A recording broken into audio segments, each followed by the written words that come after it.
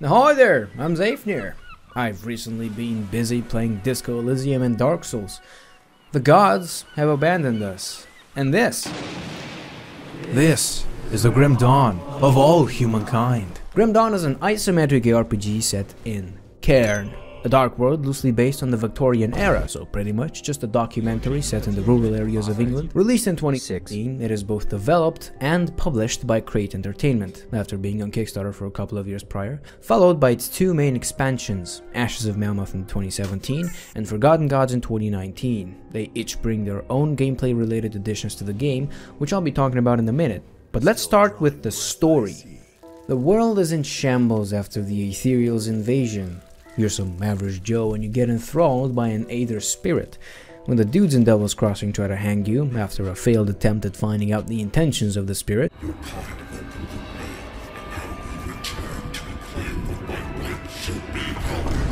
the spirit leaves your body, and after you wake up, you don't remember what happened while you were possessed. You were possessed, so we strung you up. Luckily, you're left with the power to summon rift portals, which is how you'll be traveling around.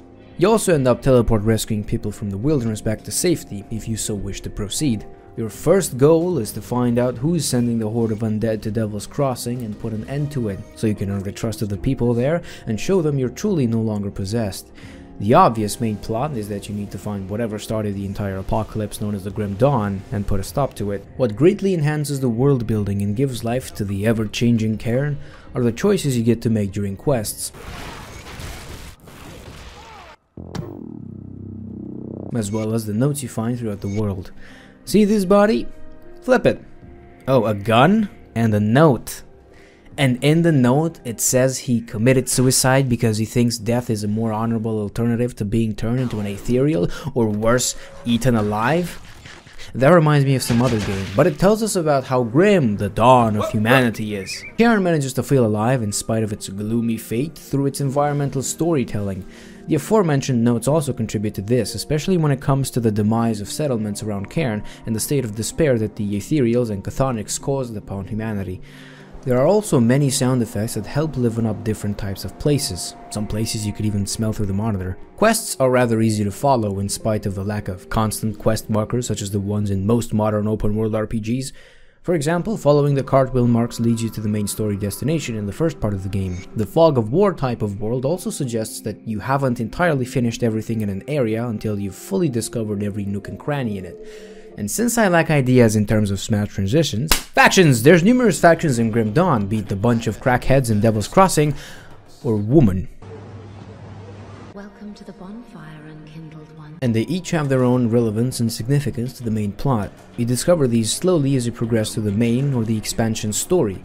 If you never go past level 20, you'll never hear of Homestead. If you never start the Forgotten Gods expansion, you'll never come in contact with the 3 conclave cults.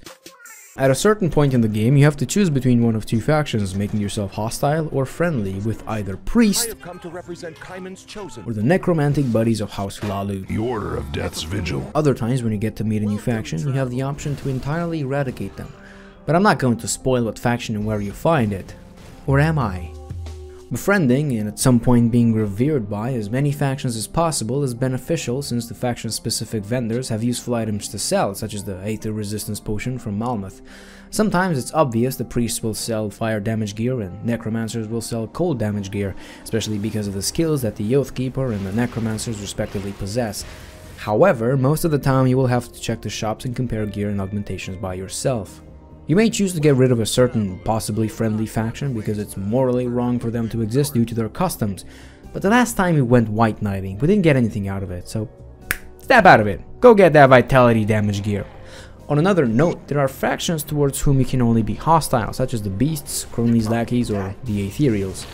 You cannot become friendly with them, and as a result, you're only able to gain negative reputation with them. This causes more powerful and frequent spawns from the factions at the lowest point of reputation, causing nemesis to appear around the world. Upon their defeat, the nemesis trove next to their spawn location becomes unlocked, then you have a chance at some powerful gear. And while we're on the subject of gear, it's probably a good time to talk about equipment in Grim Dawn. It's randomized and has different stats between the minimum and the maximum value based on pure RNG. And not just the drops, crafted gear does this shit too. The destructible environment in Grim Dawn, much like in Dark Souls, is fun to play with. However, in Grim Dawn, sometimes items drop from crates and cupboards. They may be very useless common gear or upgrade materials that you can use somewhere else. But apparently upgrade components only drop from chests and not from broken barrels and other furniture. You could also find hidden paths filled with items and components, much like in other ARPGs. Crafting is unlocked in Devil's Crossing after you save the blacksmith on your path to the Warden. You have a choice between two different smiths. Pick Angrim, he is the superior choice.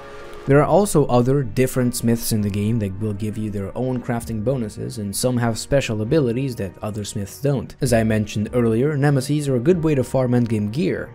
However, the Forgotten Gods expansion also adds savage totems around the world of Cairn. They work like the desecrated shrines. You fight a horde of enemies and are rewarded with loot.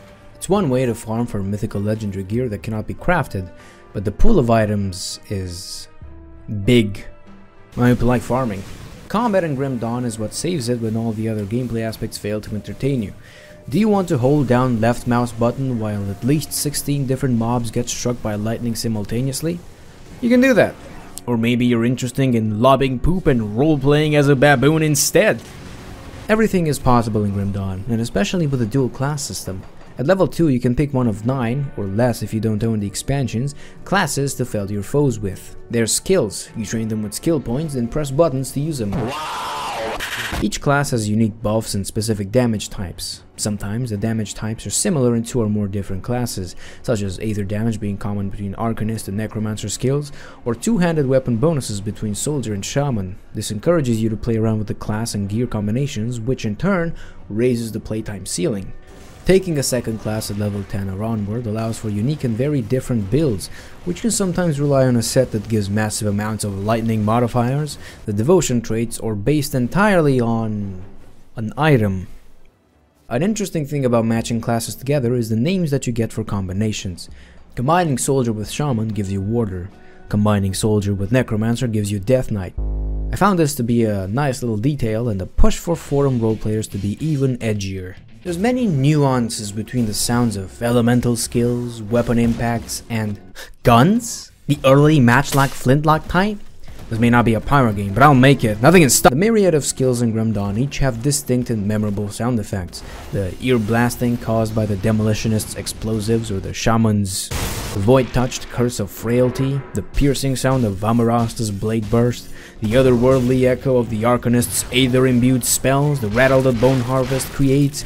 They all serve to give flavor to the classes and precisely indicate the type of damage which is done. The many ambient sound effects in Grim Dawn help differentiate the areas in Cairn.